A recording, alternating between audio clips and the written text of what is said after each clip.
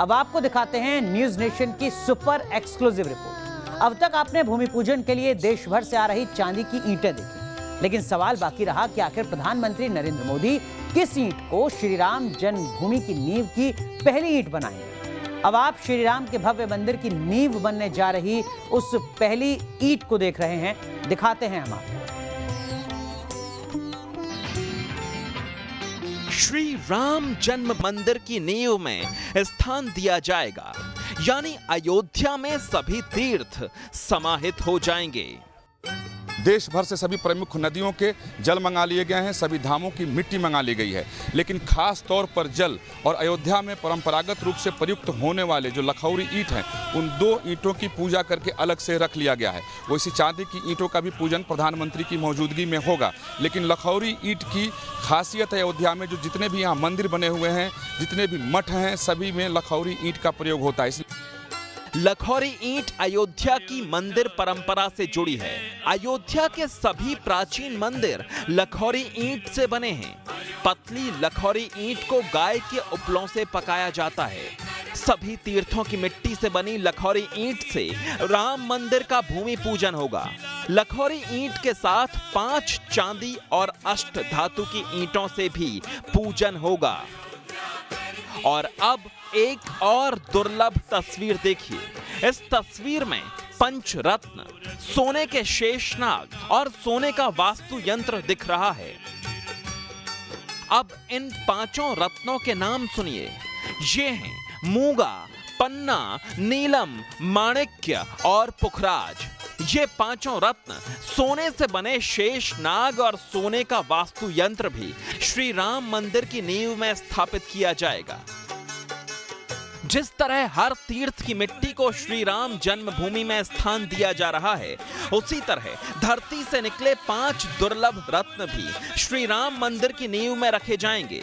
हिंदू धर्म की आदि परंपरा के अनुसार देव स्थानों और महलों की नींव में सोने के शेषनाग स्थापित किए जाते हैं। शेषनाग पाताल के स्वामी हैं और भगवान राम के भाई लक्ष्मण शेषनाग के अवतार।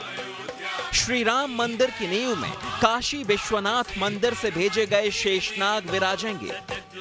जिस प्रकार क्षीर सागर में जगत के पालनहार भगवान विष्णु की शैया के रूप में वो हर समय उनके साथ रहते हैं, अब उसी तरह नींव में भी विराजमान होंगे।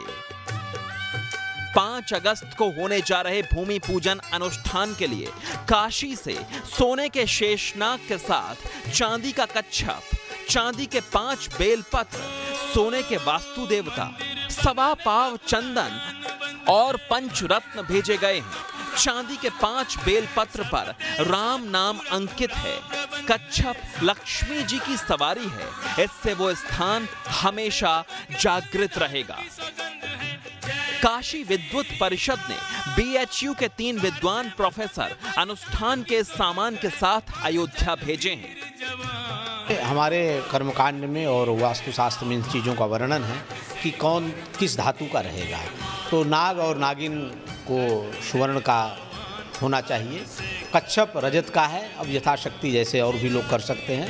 और बिल्वपत्र चूँकि चांदी का भगवान शिव को अर्पित है, भगवान को शीतलता अत्यंत प्रिय है, चंद्रमा का संवाहक है चांदी, तो भगवान शिव को अर्पित करके भगवान शिव का प्रतिनिधि स्वरूप वो बिल्वपत्र वहाँ जा रहा है।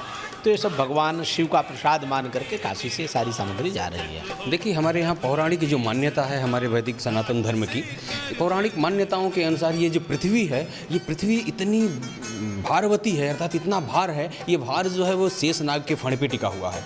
और उसके अलावा जब शेषनाग है उनका आधार क्या है, तो हमारे यहाँ बताया गया है कि शेषनाग का आधार जो है वो कच्छप है। तो जब हम लोग उसी आधार परंपरा को मानते हुए हमारे यहाँ वैदिक अनुष्ठान के क्रम में जो किसी भी देवालय या गृह का वास्तु होता है, जो आरंभ होता है, शिला पूजन होता है, उसमें उसके समय में हम उसके आरंभ के समय उसके आधार के रूप में हम इनको पूजित करके स्थापित करते हैं। जिस तरीके से काशी विद्वत परिषद अपने प्रतिनिधि को लेकर जा रहा है, उन्होंने साफ तौर पर बताया कि कितना महत्वपूर्ण है जो पूजन सामग्री और जो शुभ शिलान्यास के लिए जो सामग्री वो यहाँ से लेकर जा रहे हैं और उसका क्या महत्व है। और उन्हें साफ कर दिया है कि भगवान राम का जब मंदिर बन रहा है तो निश्चित रूप से शुभ है और एक विशाल मंदिर तैयार होने वाला है, और ऐसे में काशी विद्युत परिषद भी अपनी भूमिका निभा रहा है। वीडियो जर्नलिस्ट विपिन सिंह के साथ सुशांत मुखर्जी, न्यूज़ नेशन, वाराणसी।